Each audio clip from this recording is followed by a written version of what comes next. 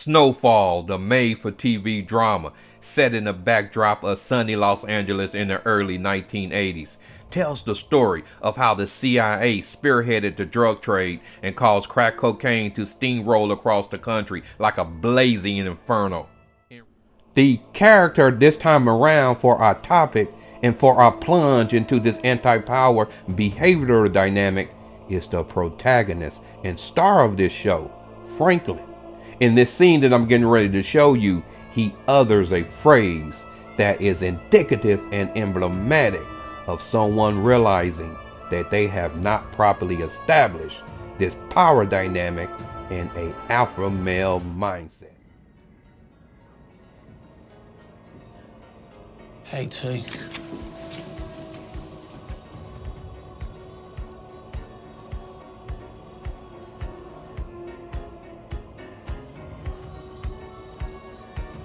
How long you been playing me?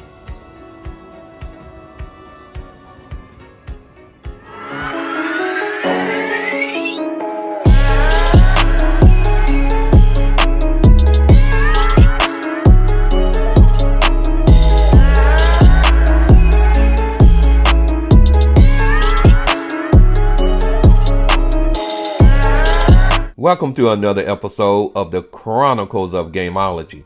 I'm your host, Neo K. Marcellus. Yeah, that's checkmate. Now, by that non-rhetorical question that our character for our topic, which by the way, deals with men who front and exhibit a pseudo-alpha male behavior about themselves. But this non-rhetorical question that was asked by Franklin, the character in that intro of this video, where he asked Shorty, how long has she been playing him? This non-rhetorical question can be repackaged and used to get the ball rolling on answering the central question for our topic in this episode. And that is, how exactly does a man who props himself up to be an alpha finds himself all of a sudden played and then used without him ever having an inkling as to what exactly was going on? Now, therefore, to answer this question and to resolve this issue surrounding this anti-power dynamic, which a lot of OGs commonly refer to as stunting, first and foremost, this issue of this anti-power dynamic behavior can be understood by letting me first decode some street symbology that flaunts itself in plain sight. You see, symbols symbolizes what the symbol bearer communicates, sometimes in a blunt and in-your-face type of manner, and in other circumstances, the communication is not so damn obvious. So, for instance, this would be plainly obvious if you were to find yourself sitting on an aisle seat on a flight, and next to you was a cholo strapped into the middle seat and its owner sitting by the window. Then there would be no need to wonder if that person was a cello player or not. Some symbols literally just shout what they represent. This symbolism I'm about to explain to you isn't so obvious, unless you a practicing and a seasoned gameologist, that is. But what I'm referring to is the concept of the front porch. Now, peep game.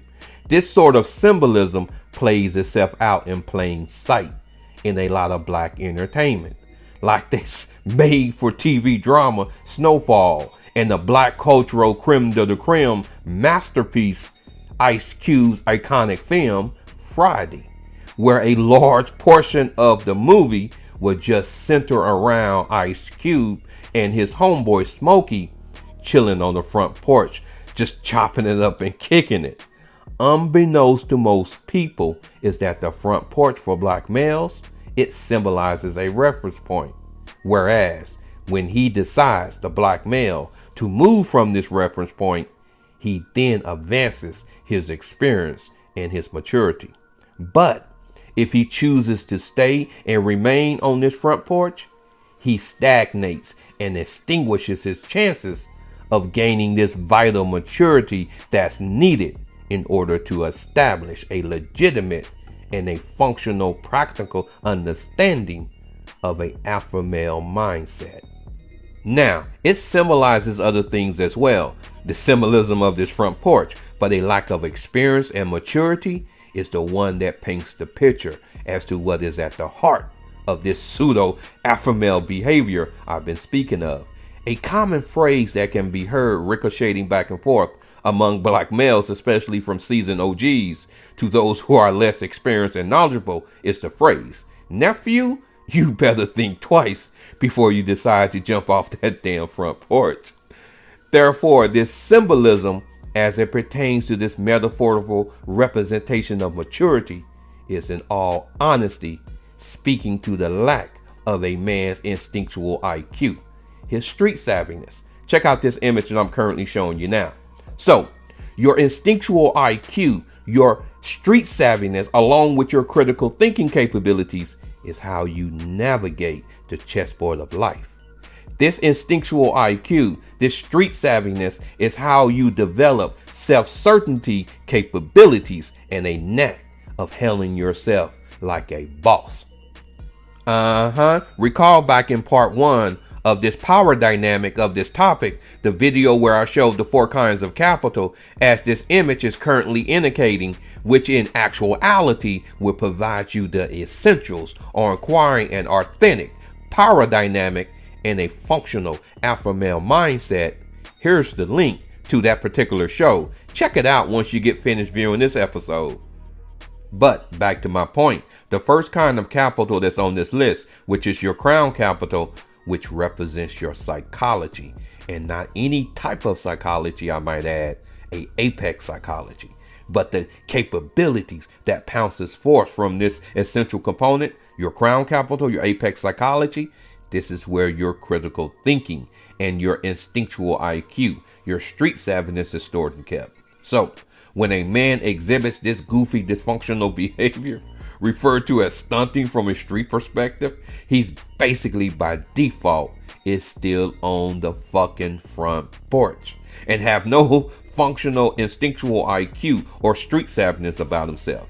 And for full disclosure, many men don't even have a functional understanding of critical thinking. What they possess is a variety of templates that they have picked up from several societal institutions like religion, their political position, regardless if it leans towards being some type of liberal or some type of conservative, and other status quo ways of responding to the issues upon the chessboard of life.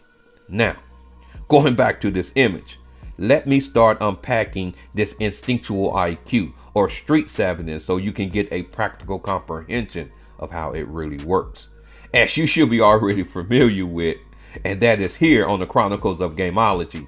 I use the tenets and the mysteries of the game of chess in order to shed light upon the principles of gameology and its multifaceted psychology, and to further flush out and draw correlations between this multifaceted psychology and the mysteries that's encoded within the game of chess. One needs only to have a clear perspective on the opposite color configurations of the squares that make up the lighter shade and darker shade layout and arrangement of the chessboard. This represents the phenomenon of expansion and contraction, or the push and tug that takes place within the game of life.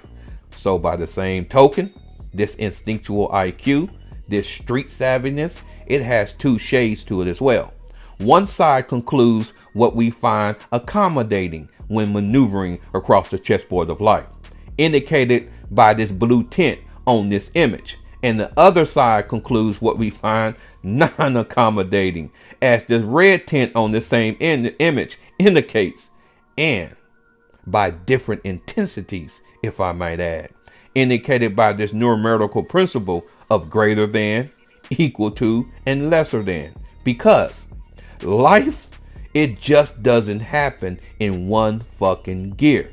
This is a status quo and a square point of view. So this instinctual IQ, it provides you with 12 particular skills and specialties so you can maneuver more efficiently and become more successful upon the chessboard of life. This instinctual IQ, this street savviness, it gives a practicing gameologist a Jedi type capabilities in order for them to transpire or see what's transpiring behind the curtain that is not so obvious to the average Joe Blow. Now, circling back to our main character for this topic, Franklin, the star and protagonist of this hard-hitting made-for-TV drama, Snowfall.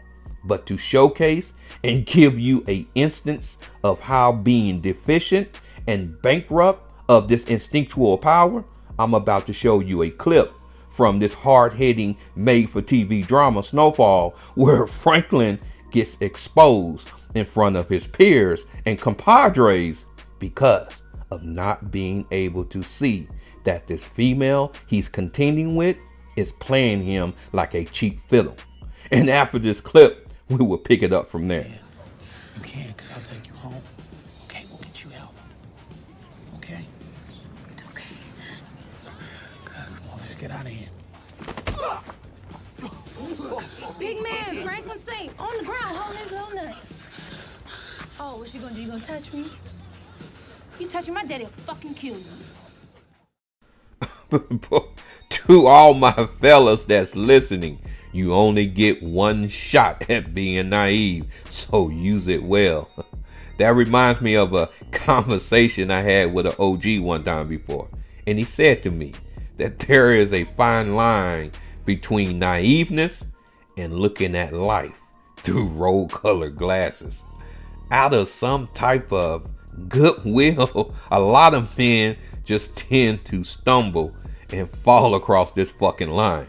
Because within this series, Franklin just looked over the obvious fuckery that old girl was exhibiting right in front of his face. Also, make sure you hit that like and subscribe button like I said many times before. It would definitely do me a solid. So, why this instinctual IQ, this street savviness, consistently remains undiscovered for so many men? It is the fact that many individuals haven't dealt with one of the main cycles that transpires between the male and female relationship dynamic. I spoke about this on another show, where I spoke about on the chessboard of life, there are three phases. Just like in the game of chess, there are three phases. The phases that I'm speaking of is the phase of competition, the phase of conflict, and the phase of collaboration. Now, the type of conflict I'm betting that you're thinking of is not the type of conflict that I have in mind. And that is the conflict that takes place between you and other individuals. The type of conflict that I'm speaking about is the type of conflict that transpires inwardly deep within one's own psychology. And with no resolution to this conundrum, which is within, then women will remain a puzzle and a perplexing mystery for a majority of men. As this image currently now indicates, because the concept of conflict, some of the greatest battles that will ever be contended with will be fought deep within the contents and corners in the solid chambers of one's own soul. So this internal conflict that I've been talking about, it takes place between a man's conscious intent, his ego, which is denoted by this image that you're currently seeing, and his shadow queen, which resides deep within the unconscious regions of a man's makeup. Swinging back to our point man for our topic, Franklin, the protagonist in this hard-hitting made-for-TV drama, Snowfall. In this clip, I'm getting ready to show you one of the OGs in this series, a notorious arms smuggler, tells Franklin about this internal conflict that I've been speaking of. Then after this clip, I would get into the solution and formula on correcting this conundrum. I go from one battlefield to another. That's what I do. It's what I am. But you're not like me. How'd you see that? First time I met you, I said to myself, this young man can do anything he wants. That's the biggest curse a man can have. A curse? I have no choice. I do what I am. But you could do anything. You could be anything. Teacher, businessman, a rabbi, a drug dealer. It's all in you. It all wants to come out. I go from war to war. Whereas a man like you has the war inside.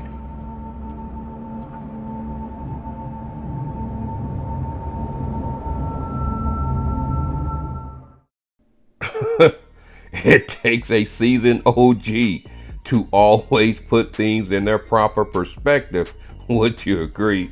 Now, this internal conflict that robs a man of attaining this instinctual IQ, this street savviness, and also his graduation from being restricted, metaphorically that is, from being on the fucking front porch, all of this can be disentangled by unlocking 3 remarkable kinds of padlocks, which only can be found buried deep within one's own soul.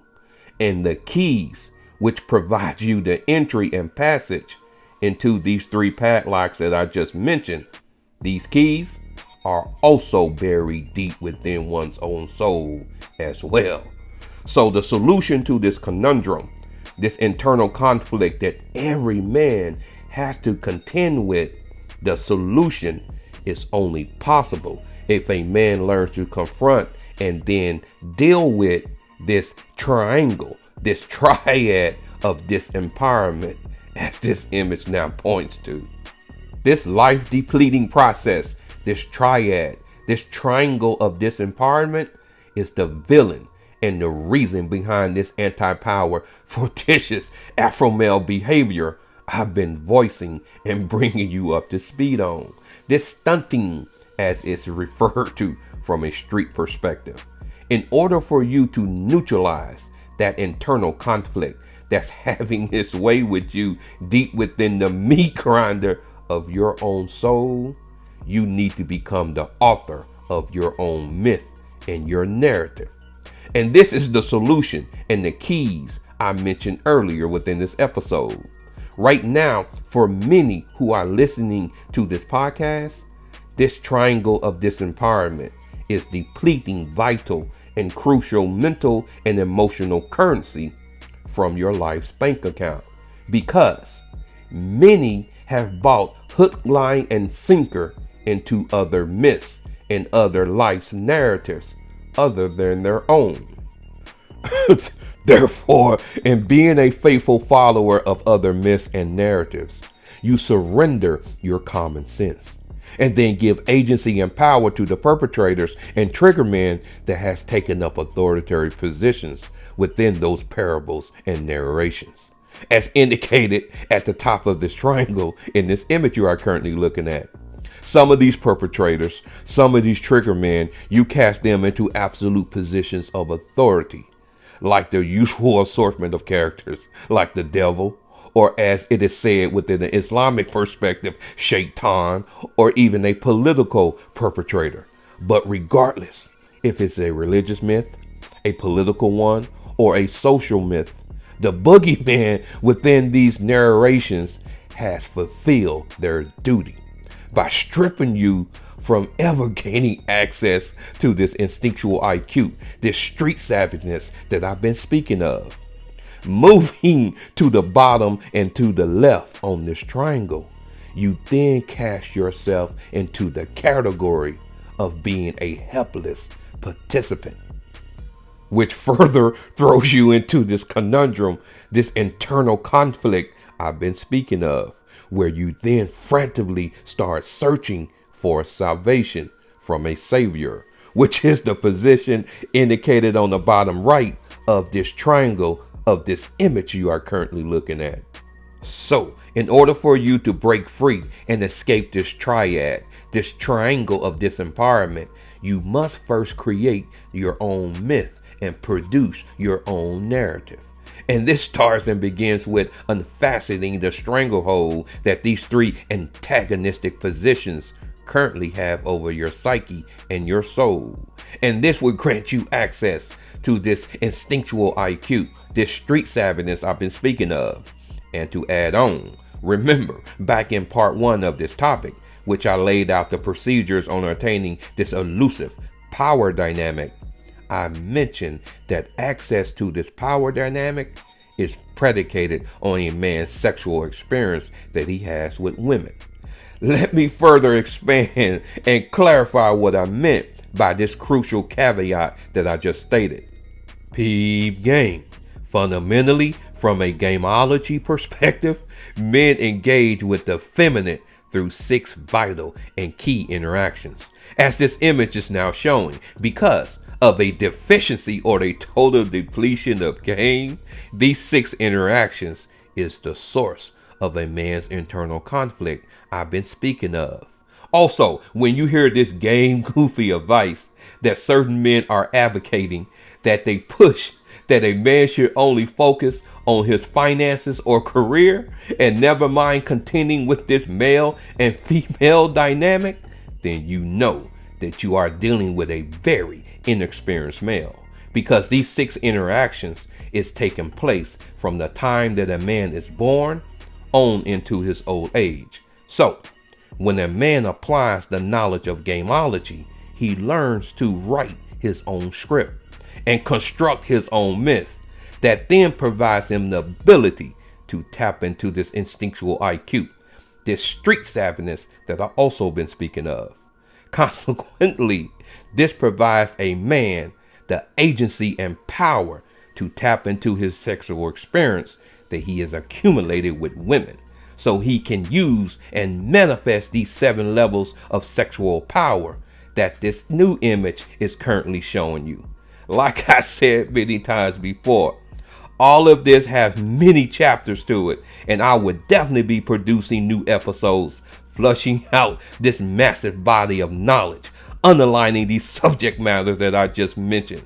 In conclusion, this issue of stunting, as it's referred to from a street perspective, or this anti-power behavior, is not just a hiccup in a man's repertoire.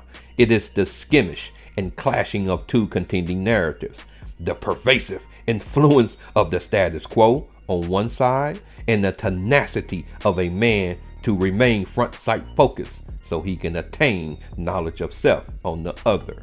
So simply, it comes down to either you're going to be scripted or you're going to be defined by your own parables and your own myth. The gameologist chooses the latter instead of the former. Now that's checkmate. Thanks for watching. We'll definitely catch you on the next episode.